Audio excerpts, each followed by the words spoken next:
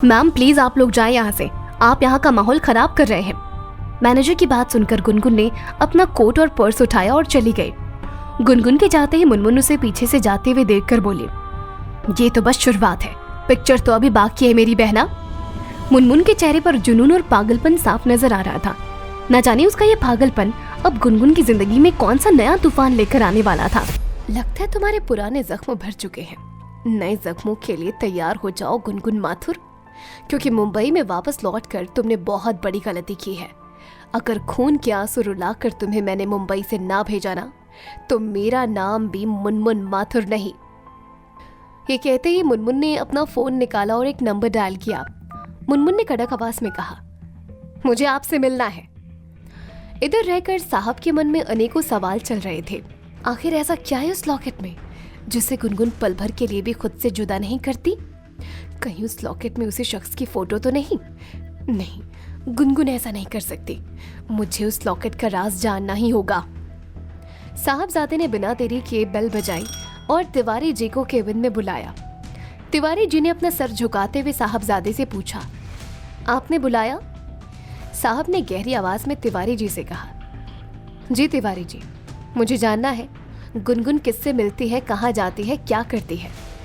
क्या यहाँ वो सच में मेरे केस को लड़ने आई है या फिर किसी और मकसद से? एक बात और, गुनगुन के गले में एक लॉकेट है जिससे गुनगुन पल भर के लिए भी खुद से अलग नहीं होने देती है। हो सकता है उस लॉकेट में उसके प्यार की फोटो हो। तिवारी जी ने अपनी गर्दन हाँ में हिलाते हुए कहा, आप फिक्र मत कीजिए, आपका काम हो जाएगा। इधर गुस्से में तिलमिलाती हुई गुनगुन अब घर आ पहुंची थी। प्रगति ने गुनगुन से पूछा, is everything okay Gungun? Gungun ने एक लंबी गहरी सांस ली और प्रगति से कहा, प्रगति मुझे लगता है शायद मैंने मुंबई आकर बहुत बड़ी गलती कर दी। लेकिन हुआ क्या? गुनगुन ने गहरी आवाज में कहा, प्रगति आज मुझे मुनमुन मिली थी। आई डोंट नो प्रगति, अब मुनमुन को मुझसे क्या प्रॉब्लम है? उसके पास अब वो सब कुछ है जो वो चाहती थी, पर फिर भी वो खुश नहीं है। प्रगति ने गुनगुन को दिलासा देते हुए कहा, तुझे पता है गुनगुन, तू मेरी सबसे बेस्ट फ्रेंड क्यों है? बिकॉज आई नो, जो अपनी बहन की खुशियों के लिए अपनी खुशियों की कुर्बानी दे सकती है, उस इंसान से अच्छा इंसान इस पूरी दुनिया में कोई और हो ही नहीं सकता। इधर तिवारी जी अंधेरी रात में पैदल तेज कदमों से चलते हुए जा रहे थे। कुछ दूर चलने के बाद तिवारी जी के कदम एक जगह पर थम गए। तिवारी जी के सामने इस वक्त 3 औरतें खड़ी थी। तिवारी जी ने तीनों औरतों के हाथ में एक एक नोटों की गड्डी थमाई और अपने फोन से गुनगुन की तस्वीर दिखाते हुए कहा, ध्यान से देख लो इस चेहरे को। इन सब बातों से अनजान गुनगुन ऑफिस की तरफ निकल चुकी थी। वो अपनी कार खुद ड्राइव कर रही थी और तभी गुनगुन की नजर सुनसान रास्ते पर एक गाड़ी पर पड़ी, जहां एक लेडी अपनी कार के बाहर खड़ी परेशान दिख रही थी। गुनगुन ने अपनी कार से निकलकर उस औरत से पूछा, क्या वो आपकी गाड़ी खराब हो गई है क्या?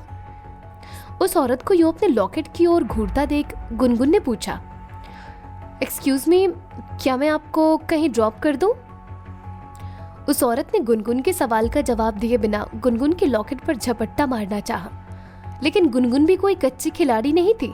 जैसे ही उस औरत का हाथ गुनगुन के गले के पास पहुंचा, गुनगुन ने तुरंत ही उसका हाथ पकड़कर पीछे फेंक दिया। इसी बीच उस औरत का नाखून गुनगुन के गले पर लग गया। गुनगुन आई तो यह इस औरत की मदद करने को थी, लेकिन अब वो खुद ही मुसीबत में फंस चुकी थी। गुनगुन खुद को बचाकर भागने ही वाली थी कि तभी गाड़ी से 2 और औरतें बाहर निकल कर आई और उन्होंने गुनगुन के दोनों हाथ पकड़ लिए। एक औरत ने गुनगुन का लॉकेट निकालना चाहा तो गुनगुन ने उस औरत पर अपने सिर से वार किया, जिससे लॉकेट जमीन पर गिरकर टूट गया। गुनगुन ने बाकी की दोनों औरतों को भी पल भर में धूल चटा दी। बीच रास्ते में हो रहे इस तरह के तमाशे को देखकर आसपास के लोग भी रुककर अब गुनगुन की मदद करने लगे थे। भीड़ को आता देख तीनों औरतों ने एक दूसरे को इशारा किया और फटाफट गुनगुन को धक्का देकर गाड़ी में बैठ भीड़ से बचकर भाग निकली। गुनगुन ने सड़क पर पड़े अपने लॉकेट को जमीन से उठाया और खुद से बड़बड़ाते हुए कहने लगी, मुझे पता है ये औरतें मेरे लॉकेट के पीछे क्यों पड़ी हैं। ये सोचते ही गुनगुन ने गुस्से में अपनी गाड़ी स्टार्ट की और तेज स्पीड से निकल पड़ी। गुनगुन बिना किसी से सवाल जवाब किए सीधे साहबजादे के केबिन में जा पहुंची। साहब इस वक्त अपने केबिन में आराम से बैठे लैपटॉप पर काम कर रहे थे। गुनगुन ने अपना लहजा कड़क करते हुए कहा, यह क्या बदतमीजी है? साहब को कुछ समझ नहीं आ रहा था कि आखिर गुनगुन क्या बात कर रही थी। गुनगुन ने टूटे हुए लॉकेट को साहब के टेबल पर रखते हुए कहा, आखिर आपकी प्रॉब्लम क्या है? मैंने कभी सोचा भी नहीं था कि आप इस हद तक गिर जाएंगे। एक लॉकेट को पाने के लिए आपने मुझ पर अटैक करवाया। लगता है मेरी ही गलती थी जो आप जैसे इंसान का केस लड़ने के लिए मैं इंडिया वापस लौट आई। But now don't you dare, ऐसा बिल्कुल भी मत सोचना कि अब मैं पुरानी वाली गुनगुन हूँ, क्योंकि उस गुनगुन को चुप रहना आता था, लेकिन इस गुनगुन को ईंट का जवाब पत्थर से देना आता है। ये कहते ही गुनगुन ने अपना टूटा हुआ लॉकेट उठाया और गुस्से में साहबजादे के केबिन से बाहर निकल गई। गुनगुन के गले पर चोट के निशान देख साहबजादे का गुस्सा 7वें आसमान पर पहुंच चुका था।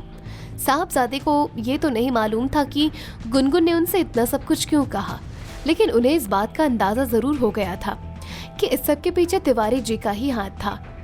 साहबजादे ने बिना वक्त गंवाए तिवारी जी को फोन मिलाया और उन्हें अपने केबिन में बुलाया। लॉकेट को अपने पर्स में रखते हुए गुनगुन ने गाड़ी स्टार्ट की और अपने घर की तरफ जाने लगी, लेकिन तभी गुनगुन के फोन की घंटी बजी। ड्राइविंग करते हुए फोन को स्पीकर पर लगाकर बात करने लगी। सामने से एक भारी आवाज आई, मिस गुनगुन माथुर? गुनगुन ने जवाब दिया, यस जी, मैं बोरीवली पुलिस स्टेशन से बोल रहा हूँ।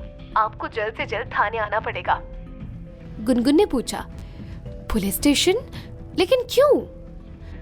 जी आप यहाँ आ जाइए, आपको सब पता चल जाएगा। गुनगुन को कुछ समझ नहीं आ रहा था कि वो क्या करे।